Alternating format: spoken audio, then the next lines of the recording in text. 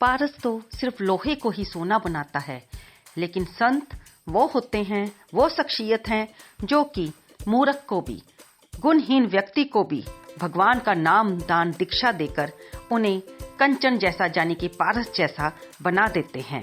ये सक्षमता सिर्फ संतों में ही होती है, भगवान के नाम के रस में ही होती है।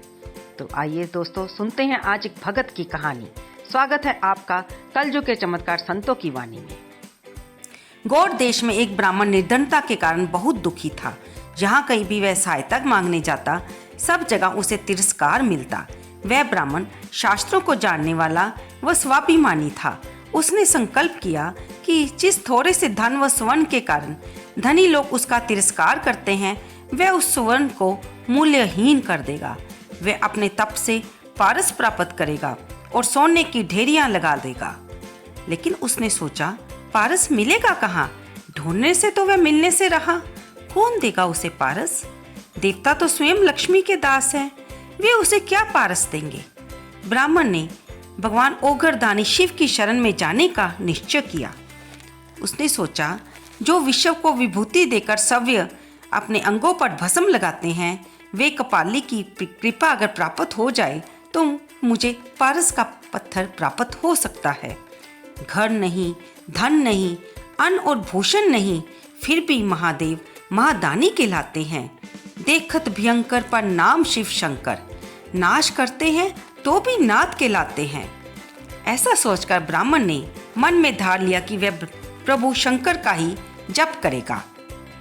अब तो उसने अगले दिन से ही निरंतर भगवान शिव का रुद्रार्चन, पंचाक्षर मंत्र का जप और कठिन व्रत करना शुरू कर दिया। अब भगवान आशुतोष कब तक संतुष्ट ना होते? वे तो वैसे ही थोड़ी सी भक्ति से प्रसन्न हो जाते हैं। 12 वर्ष बीते, ब्राह्मण की तपस्या सफल हुई। भगवान शिव ने स्वप्न में दर्शन देकर कहा, तुम वृंदावन में श्री सनातन गोस्वामी के पास जाओ, उनके पास पारस है और वे तुम्हें दे देंगे। श्री सनातन गोस्वामी के पास पारस है और वह उस महान रत्न को मुझे दे देंगे। ब्राह्मण ने सोचा, लेकिन फिर दोबारा सोचा कि भगवान शंकर ने कहा है तो वे अवश्य दे देंगे।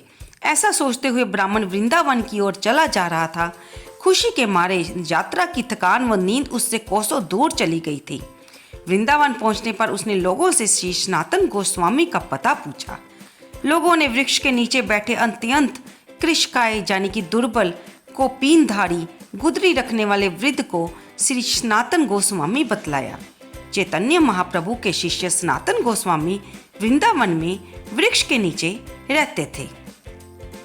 फटी लंगोटी रूखा सूखा मांग कर खाते और हाथ में सिर्फ एक खाना खाने के लिए बर्तन ही रखते थे और कुछ भी नहीं था उनके पास।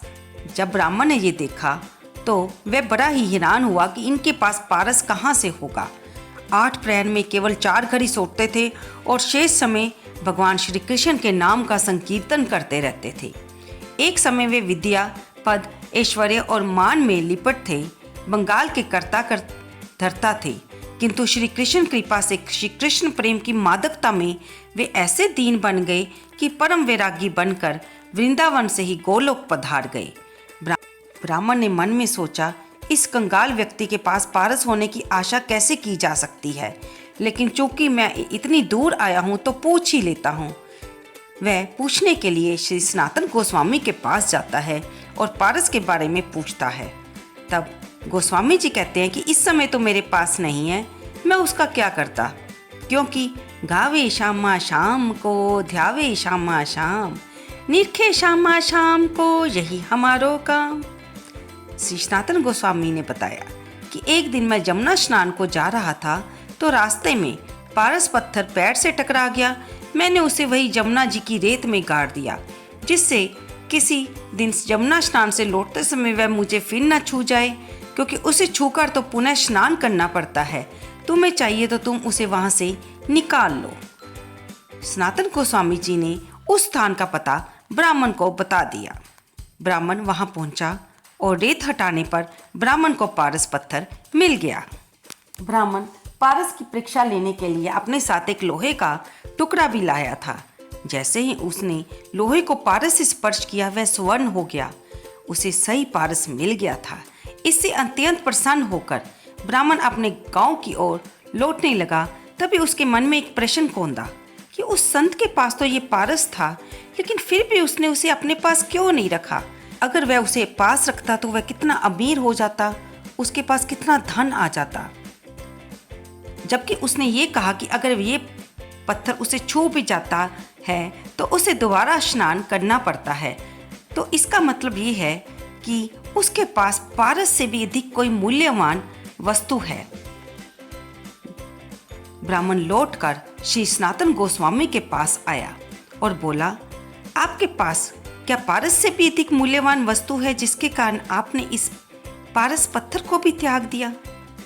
तब ब्राह्मण उसे देखकर हंसते हुए बोले, पारस से बढ़कर मेरे पास श्री कृष्ण नाम रूपी कल्प वृक्ष है। कल्प वृक्ष सम है सदा करुणामय हरि नाम, चाह किए देता मुक्ति प्रेम किए व्रज धाम। पारस से तो केवल सोना ही मिलता है, किंतु श्री कृष्ण नाम सब कुछ देने वाला कल्प वृक्ष है। उससे आप जो चाहेंगे वह प्राप्त होगा। ऐसा कोई कार्य नहीं जो भगवान के नाम का आश्रय लेने पर ना हो। तुम मुक्ति चाहोगे मुक्ति मिलेगी, परमानंद चाहोगे परमानंद मिलेगा, वृज रस चाहोगे वृज रस मिलेगा। श्री कृष्ण का एक नाम सब पापों का नाश करता है, भक्ति का उदय करता है, भव सागर से पार करता है और अंत में श्री कृष्ण की प्राप्ति करा देता है। एक कृष्ण नाम से इतना धन मिलता है।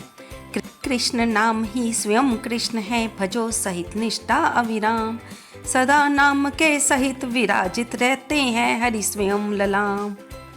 ये सुनकर ब्राह्मण ने सनातन गोस्वामी जी से विनती की कि क्या आप मुझे वही कृष्ण नाम रूपी पारस प्रदान करने की कृपा करेंगे? तब सनातन गोस्वामी ने कहा कि अगर आप उस नाम की प्राप्ति चाहते हैं तो आपको इस पारस को यमुना में फेंकना पड़ेगा। ब्राह्मण ने ये गया पारस कहते हुए पूरी शक्ति से पारस को वापस यमुना में दूर फेंक दिया। भगवान शिव की दीर्घकालीन तपस्या व संत के दर्शन से ब्राह्मण का मन व चित्त निर्मल हो गया था। उसका धन का मोह समाप्त हो गया था और वह भगवान की कृपा का पात्र बन गया। श्री सनातन गोस्वामी जी ने उसे श्री कृष्ण नाम की दीक्षा दी। वह श्री कृष्ण नाम जिसकी कृपा के एक कण से करोड़ों पारस बन जाते हैं। नाम रूपी पारस से तो सारा शरीर ही कंचन का हो जाता है। सभी रसायन हम करी नहीं नाम सम कोय, रंचक खट में संचरे सब तन कंचन होय। जो मेरे नामों का गान करके मेरे समीप प्रेम से रो उठते हैं, उनका मैं खरीदा हुआ गुलाम हूँ। ये जनार्दन दूसरे किसी के हाथ नहीं बिका है। जिसने एक बार श्री कृष्ण नाम का स्वाद ले लिया, उसे फिर अन्य सारे स्वाद रसहीन लगने लगते हैं। भव सागर से डूबते हुए प्राणी के लिए ये नौका है, मोक्ष चाहने वाले के लिए ये सच्चा मित्र है, मनुष्य को परमात्मा से मिलाने वाला सच्चा गुरु है, अंतःकरण की मलिन वासनाओं के नाश के लिए दिव्य औषधि है। ये मनुष्य को सुख से सुखदेव बना देता है ना सचमुच श्री कृष्ण नाम पारस से बढ़कर। जय श्री कृष्ण।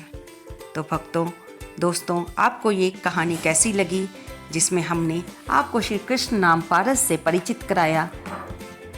कृपया इसे लाइक करें, शेयर करें और कमेंट बॉक्स में जय श्री कृष्ण भगवान लिखना बिल्कुल ना भूलें। धन्यवाद दोस्तों।